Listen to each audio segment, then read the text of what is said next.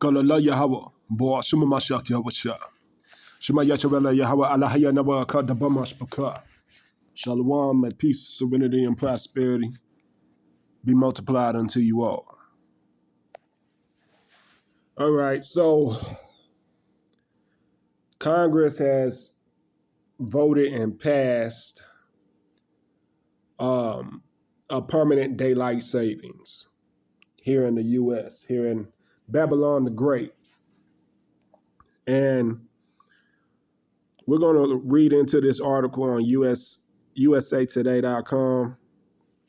We're going to read a little bit of it, and then we're going to get into the scriptures to understand this from a biblical perspective.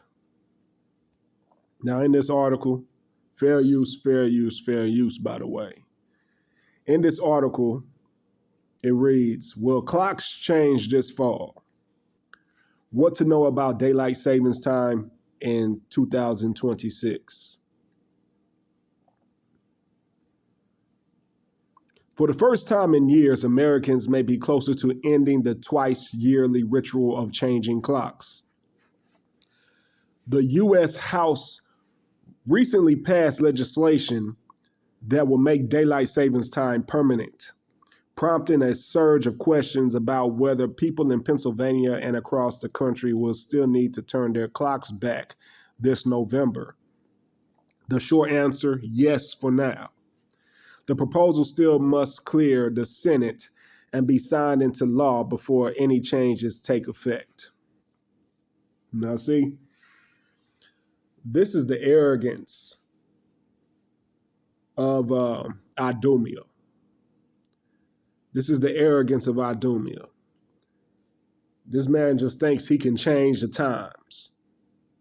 This is the arrogance and the foolishness of Idumea that we're witnessing right now, with them thinking they can just pass a law and extend the times. But see, the Most High is in control. The Most High is the one that is speeding up time like it's speeding up. We're already ending the month of July. We're already past the halfway point of the Gregorian calendar. So the Most High is speeding up time as he's said he would in the scriptures. Let me continue reading here. The Sunshine Protection Act is legislation that will make daylight savings time, DST, permanent nationwide. The Sunshine Protection Act. So now this man thinks he's protecting the sunshine. See, the arrogance is astronomical of this man. Continuing on. Ending the twice-a-year clock changes that require Americans to spring forward in March and fall back in November. The U.S. House approved the bill on July 14, 2026, but it must still pass the Senate and be signed by President Donald Trump before it becomes law. Supporters of permanent DST, daylight savings time, claim the biggest selling point is extra daylight after work and school. Sunsets will occur later throughout the year, giving people more daylight for recreation, shopping, sports, and outdoor activities. Also noting it would eliminate the twice yearly clock change disruptions that come with springing forward and falling back. See, that's always been a manipulation of Mr. Idumea. That's always been a manipulation of time. Him thinking he just has the utmost control. Him wanting to be as the Most High. Okay, it's just confusion and folly, nonetheless. And it's been written of. We'll get it in the scriptures here in a second. The main criticism, on the other hand, is that sunrise would occur much later during winter months. In parts of Pennsylvania, sunrise could occur well after 8 a.m. on some winter mornings, meaning many students and workers would begin their day before daylight. And then there's some lady here who posted her video short I was watching it, but you know, it's not pertinent. So we'll skip past that. The U.S. tried year-round daylight savings time during the 1970s energy crisis. Public support dropped after complaints about dark winter mornings, especially involving school children. Will clocks change in November 2026? Yes, unless the Senate approves the House passed legislation and the president signs it into law before then. Americans are still scheduled to set clocks back 1 hour on November 1st, 2026. So see, this is a bunch of confusion. This man doesn't have the utmost power to try to preserve the time like he's trying to preserve it. That's the only reason why this has been passed, because everybody feels the shift in time made by the Father. Okay? Everybody is witnessing and experiencing how time is just zooming by. And that's prophecy. Okay? This is just a meager attempt by Mr. Idumea here to try to preserve his run with his kingdom. I mean, he knows it. He knows his kingdom is being shut down by the Most High. It's crumbling day by day. But, you know, without further ado, let me go ahead and get to some scriptures here. Y'all be sure to be taking notes on these scriptures too. We're going to start off in the book of Daniel, chapter 7, verses 25 through 27. This is Daniel, chapter 7, verses 25 through 27. And he shall speak great words against the Most High, and shall wear out the saints of the Most High, and think to change times and laws.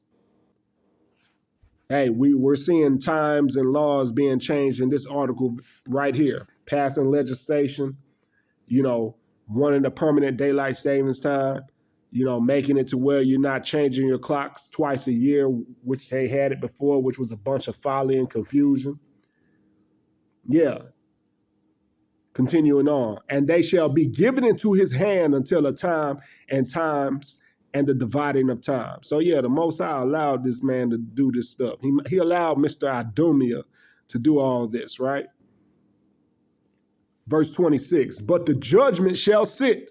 So no matter what he does, the judgment shall sit. The judgment will remain. The judgment that is coming to Mr. Idumea will remain. And they shall take away his dominion to consume and to destroy it unto the end. Verse 27, and the kingdom and dominion and the greatness of the kingdom under the whole heaven shall be given to the people of the saints of the Most High. That's Israel, whose kingdom is an everlasting kingdom, and all dominions shall serve and obey him. That's Israel of the Bible, Yasharallah. That's the kingdom of heaven being on earth. So how do we know it's Mr. Idumea that the Most High is speaking of here in Daniel chapter 7, verses 25 through 27? We'll just simply go to Job chapter 9, verse 24, which reads, the earth is given into the hand of the wicked. He covereth the faces of the judges thereof. If not, where and who is he? Oh, yeah, we know who covered the faces of the judges thereof. Yeah, just look at the Renaissance. The Renaissance that took place, you know, after the quote unquote dark ages in Europe, when Israelites were running Europe, right? Yeah, they covered the faces of judges thereof. That's why you had the painting and portrait of Caesar Borgia as who the world knows as Jesus Christ. That's covering the faces of the judges thereof. Because we know that painting isn't the biblical description that is stated in the scriptures. So yeah, this man been covering the faces of the judges thereof. I mean, shoot. Look what he's doing on YouTube. Look how he limits certain videos and stuff. Sure, y'all see it on this platform every day. But at the end of the day, the Most High only wants this type of information to a select few anyway. So, it's still a part of the Most High's plan. Now, how do we identify the wicked? We're going to Malachi chapter 1. Malachi chapter 1, verses 4 through 5. This is Malachi chapter 1, verses 4 through 5. Whereas Edom saith, whereas Edom saith, we are impoverished, but we will return and build the desolate places. Thus saith Yahweh of hosts, they shall build, but I will throw down. So he allowed Mr. Idumea to have the reign that he's had so far. He allowed Mr. Idumea to come out of the mountains of Petra, right? He allowed him to come out of there and then build the desolate places as he did. So he says, they shall build, but I will throw down, and they shall call them the border of wickedness. The border of wickedness. So they're the start of it. They're the start of it. And the people against whom Yahweh hath indignation forever. Verse 5, and your eyes shall see, and ye shall say, Yahweh will be magnified from the border of Israel. Yeah. So who's magnifying the Most High right now most effectively? Yasharallah is. The Israelites are. Now, let's get further biblical validation from how the time has been speeding up and why the time has been speeding up. We're going to the book of Mark, chapter 13, verse 20. The book of Mark, chapter 13, verse 20. And except the Lord, Yahweh, has shortened those days, no flesh should be saved. But for the elect's sake,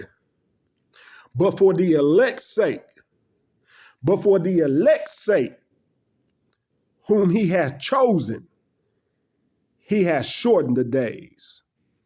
So see, the Most High knows the wickedness from this man is getting out of control. And he knows he has to shorten the days for the election's sake, the chosen of Yasharallah. He knows that. So that's why we see time speeding up like it's been speeding up. That's why the whole world can feel that shift, right? They may not truly understand it, but everybody knows that the time is just falling through like sands through the crevice. Let's jump to the book of 2nd Esdras, chapter 2, verses 13 through 14. This is 2nd Esdras, chapter 2, verses 13 through 14. Go, and ye shall receive. Pray for a few days unto you, that they may be shortened. The kingdom is already prepared for you. Watch. So see, the fact that we're witnessing time speed up like this is just further validation that the Most High has the kingdom of the Shamayam prepared for us. As it's stated here in 2nd Esdras chapter 2, verse 13. Moving forward, verse 14. Take heaven and earth to witness, for I have broken the evil in pieces and created the good, for I live, saith Yahweh. So yeah, the kingdom of the wicked is being destroyed little by little each and every day. That's why you have such urgency with all these data centers, right? He's trying to establish some type of control. He's trying to hurry up and move to get everybody within his lasso like he wants to. He wants to have control over every detail of your life. Well, that's not going to happen. The Most High is going to completely destroy this place once it gets to that progression. And that starts with the RFID chip. Yep. It starts with that. Once that rolls out, that's when the chaos begins. That's when the chaos begins.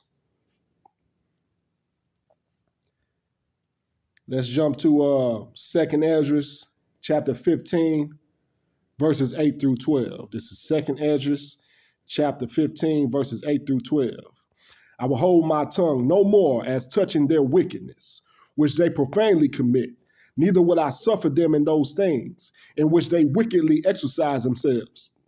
Behold, the innocent and righteous blood crieth unto me, and the souls of the just complain continually. So the Most High is hearing our cries. He's hearing our complaints. He's hearing our distresses with this wicked kingdom. He's hearing it, and he's taking action. All right? He's hearing it, and he's taking action.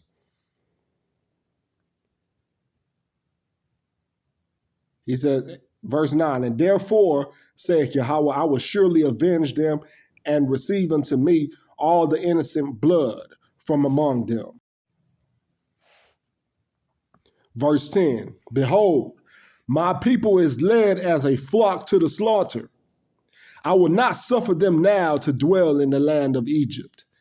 And we know here that the land of Egypt is Babylon the Great, okay? So spiritually, this country is known as Babylon, but it's also in reference to Egypt, right? Because it's captivity. You know, this is an extension of the Israelite captivity here in this country. It's a great captivity, and it's parallel to how ancient Egypt was. So therefore, the Most High spiritually identifies Babylon the Great also as Egypt. Verse 11, but I will bring them with a mighty hand and a stretched out arm, and smite Egypt with plagues, as before, and I will destroy all the land thereof. Egypt shall mourn, and the foundation of it shall be smitten with the plague and punishment that the Most High shall bring upon it. Now, we're going to get that context of who Egypt is here, right? That identification of Egypt today in Revelation chapter 11, verses 3 through 8. This is Revelation chapter 11, verses 3 through 8. And I will give power unto my two witnesses, and they shall prophesy 1,260 days clothed in sackcloth. Who are the two witnesses here? This is Judah and Israel, the northern and southern kingdom. That's why we're able to prophesy the way we prophesy. Okay, those who are awakened within the two kingdoms, the northern and southern kingdom, Judah and Israel. That's why we're able to speak on these matters with such accuracy. That's why we're able to prophesy, because we are those two witnesses.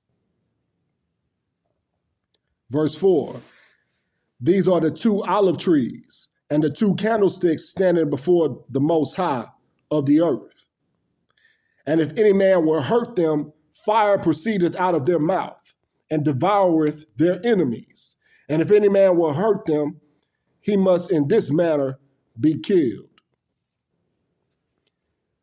These have power to shut heaven, that it rain not in the days of their prophecy, and have power over waters to turn them to blood, and to smite the earth with all plagues as often as they will. So see, everything that you see happening around the world right now with these earthquakes, with these natural disasters, there's been several instances of waters turning blood red too around the earth. Hey, the energy we're putting out is behind all of that. Yeah, we are contributors of that, being the Most High's people. With us prophesying the way we prophesy, we are contributors of that. So don't let anybody ever tell you you are without power, that you are just weak, that you have no true strength, because our strength, our power is Yahweh Bahashim Yahweh Shah.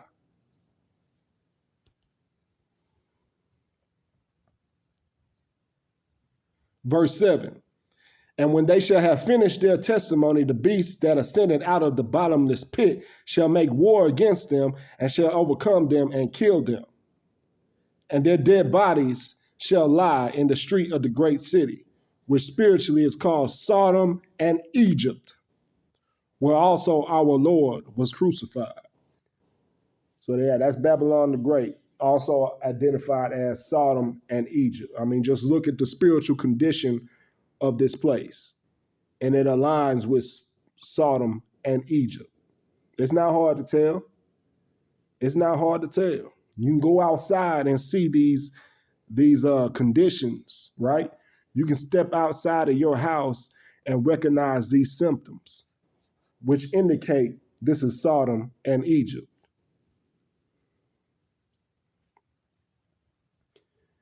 Now let's go ahead and conclude all of this with 2nd Ezra chapter 6, verses 7 through 9. This is 2nd Ezra chapter 6, verses 7 through 9. Then answered I and said, what shall be the parting asunder of the times? Or when shall be the end of the first and the beginning of it that followeth? And he said unto me, from Abraham unto Isaac, when Jacob and Esau were born of him, Jacob's hand held first the heel of Esau. Verse 9, for Esau is the end of the world. For Esau is the end of the world. For Esau is the end of the world, and Jacob is the beginning of it that followeth. May peace, serenity, and prosperity be multiplied unto you all. Shalom.